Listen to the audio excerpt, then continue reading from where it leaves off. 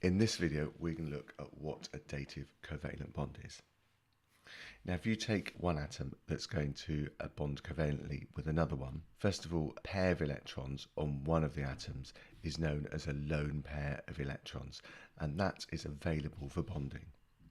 So what happens is if these two atoms are going to bond covalently, so the electron shells overlap, first atom donates both electrons for that sharing. So this is called the electron donor and this is called the electron acceptor. And so you can see that atom B shares those two electrons from atom A. And so that's called a dative bond because a shared pair of electrons comes from one atom only. And that is your definition. A dative covalent bond is a covalent bond in which the pair of electrons being shared is donated by one atom. So let's look at some examples.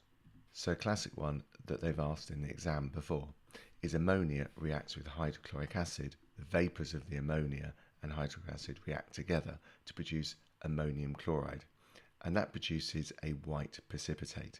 The ammonia stinks like anything, but when the two vapours meet of the two, you can see clouds coming off like that.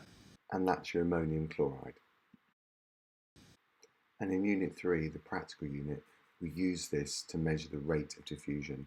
We put ammonia on cotton wool on one side, we put concentrated hydrochloric acid on the other, and you can see that the vapour starts to fuse down the tube, and where they meet, you get this white precipitate of ammonium chloride, and we can measure the distance each molecule has travelled and then work out the speed of diffusion if we've timed it. So there we are. Now let's look at what's actually happening.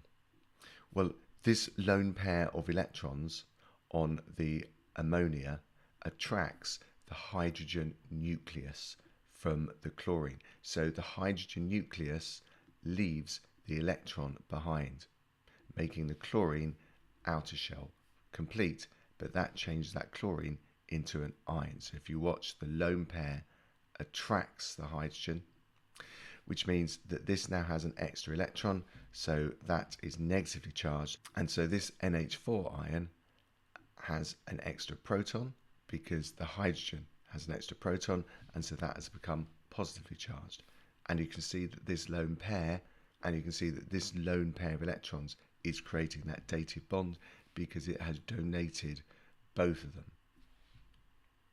So how would you draw that molecule? Well, there are a number of ways of drawing it. In the exam, so instead of drawing circles to represent the outer shells of the electrons, we can just do this. First of all, we're bonding with a hydrogen there, we're bonding with a hydrogen there, we're bonding with a hydrogen there. Notice you can see that one electron comes from one atom and the other electron comes from the other, so it's a normal covalent bond. But of course, this one, both electrons come from the nitrogen donated to the hydrogen. And finally, we put brackets around it and we put a positive sign to represent that it's actually a positive ion.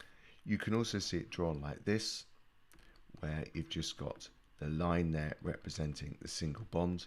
So how do they show you that this one is the dative coordinated bond here? What they do is they put an arrow on it like that, and that shows the electrons are being donated to the hydrogen. So let's just show you one more example, and then we'll do an exam question. When you dissolve hydrogen chloride in water to produce hydrochloric acid, the hydrogen nucleus, which is therefore a hydrogen ion, is transferred from the chlorine atom to produce an H3O plus ion. Draw the H3O plus ion, including just the outer electron shells. So this nucleus, or this hydrogen nucleus, is going to come off the chlorine as it did before, and it's going to bond to water. So first of all, let's draw the oxygen atom. This is oxygen, and we're going to bond it first of all with two hydrogens, and that is a normal bond.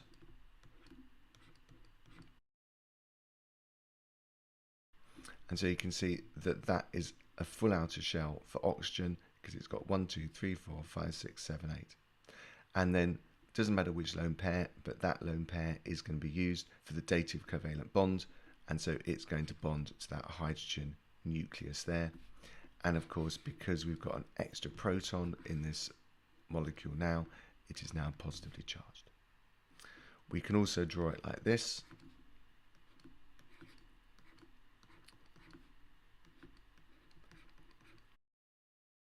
So finally, let's do this exam question, and you'll see how easy they've made it for you.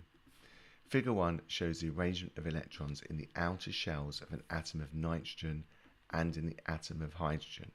And so they've shown you, they've split these up, so that's a lone pair and these are single electrons. Complete the dot and cross diagram to show the bonding in ammonium ion NH4. So we've got to bond 4 hydrogens to here. Well, first of all, the first hydrogen, of course, will go there. The second one will go there. The third one will go there.